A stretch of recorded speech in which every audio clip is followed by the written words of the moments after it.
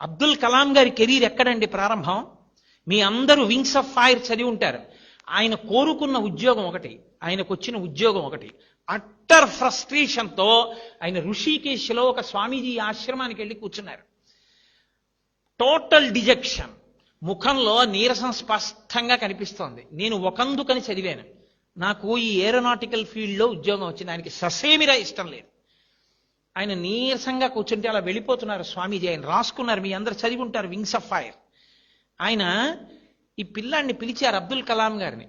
ఏం అలా కూర్చున్నావు నువ్వు అంటే ఆయన అన్నారు, నేను ఫలానా ఉద్యోగం కోసం వెళ్ళాను ఇంటర్వ్యూకి, అది పొందడం నాకు ఇష్టం, కానీ నేను సెలెక్ట్ అవ్వలేదు.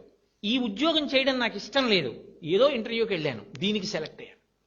ఇప్పుడు నాకు ఈ ఉద్యోగం చెయ్యాలని లేదు, నాకు ఇష్టం లేదన్నారు.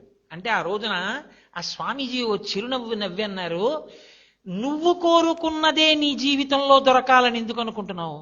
ఈశ్వరుడు నిన్ను ఏం చెయ్యాలనుకుంటున్నాడో అని ఆలోచించి ఈశ్వర నిర్ణయంగా దానికి ఎందుకు వెళ్ళలేకపోతున్నావు? ఏమో ఈశ్వరుడు నీకు నీ ద్వారా ఈ జాతికి ఏం చేయించాలనుకుంటున్నాడో అన్నారు.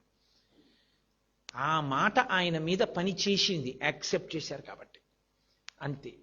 ఈ దేశానికి ఉపగ్రహాలు తయారు చేసుకోవడానికి కావలసినటువంటి సత్తానిచ్చిన మహాపురుషుడయ్యారు.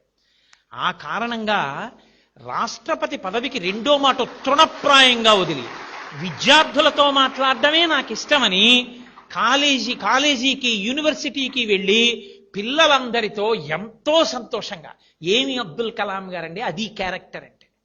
అందుకు నేను మురిసిపోయేది.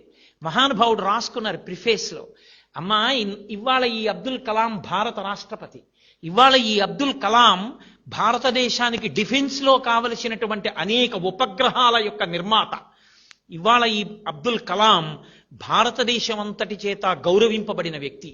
కానీ అమ్మ, అబ్దుల్ కలాం అని పిలువబడేటటువంటి ఈ శరీరంలోకి ఇంత మేధాశక్తి ఎక్కడి నుంచి వచ్చిందో తెలుసా?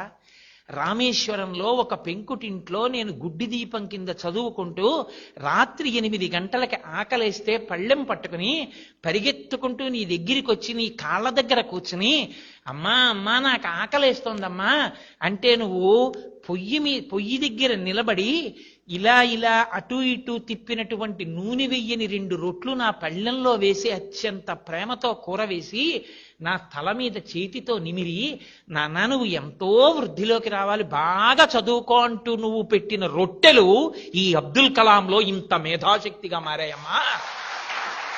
నేను ఎదురు చూస్తున్నది ఏదో తెలుసా? ఏదో ఒకనాడు అబ్దుల్ కలాం అని గౌరవింపబడినటువంటి ఈ శరీరం పడిపోతుంది.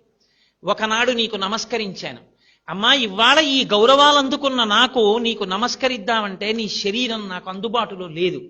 అమ్మా ఈ శరీరం అంటూ పడిపోగానే నేను చేసే మొదటి పని, నువ్వు ఏ శరీరంతో ఏ లోకానికి వెళ్ళగలిగావో ఆ లోకానికి ఆ శరీరంతో వచ్చి ఈ పృథ్వీ మీద ఇంత గౌరవానికి కారణమైన ఆశీర్వచనం చేసిన నీ పాదాలకి నా తల తాటించి నమస్కరిస్తానమ్మా అని రాసుకున్నారు.